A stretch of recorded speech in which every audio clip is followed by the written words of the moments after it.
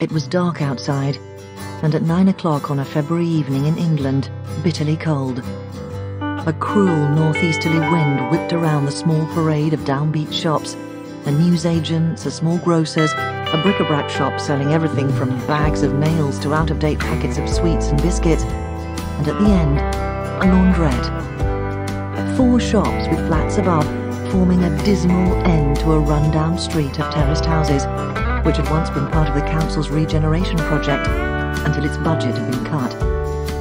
3 of the 4 shops were in darkness and shuttered against the gangs of marauding yobs who roamed this part of town after dark. But the laundrette, although closed to the public, wasn't shuttered. It was lit, and the machines were working.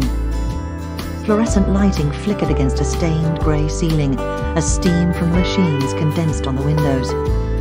The largest window over the dryers ran with rivulets of water that puddled on the sill.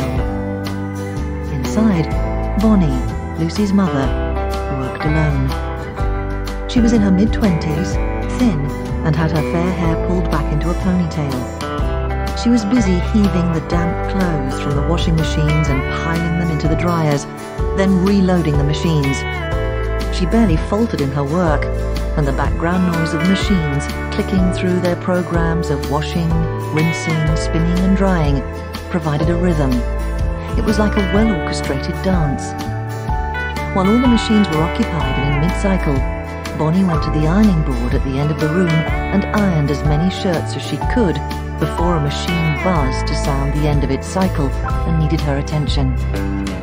Bonnie now stood at the ironing board, meticulously pressing the shirts of divorced businessmen who didn't know how to iron, had no inclination to learn, and drove past the laundrette from the better end of town on their way to and from work. Usually they gave her a tip, which was just as well, for the money her boss, Ivan, gave her wasn't enough to keep her and her baby. No one near. With her earphones in and the volume turned up high on her Discman, plus the noise coming from the machines, Bonnie didn't hear the man tapping on the window and then rattling the shop door.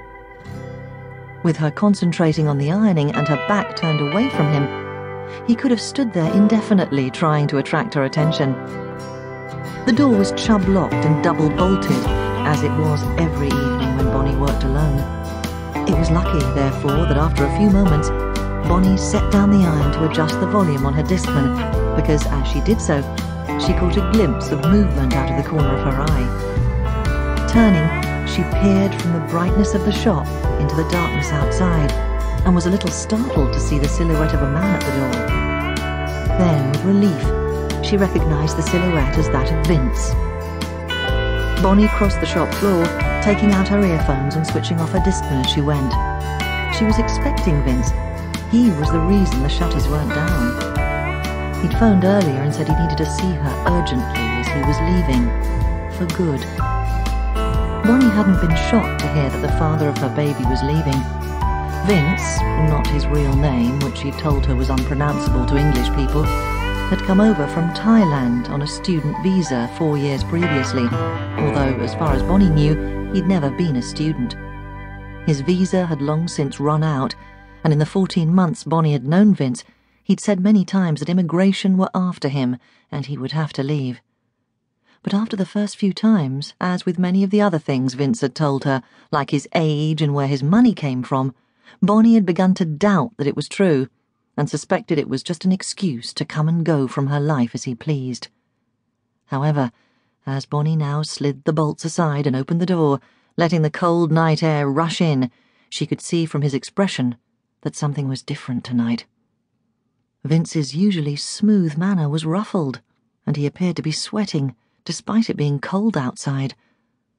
"My sister phoned," he said, slightly out of breath, as he stepped in and locked the door behind him.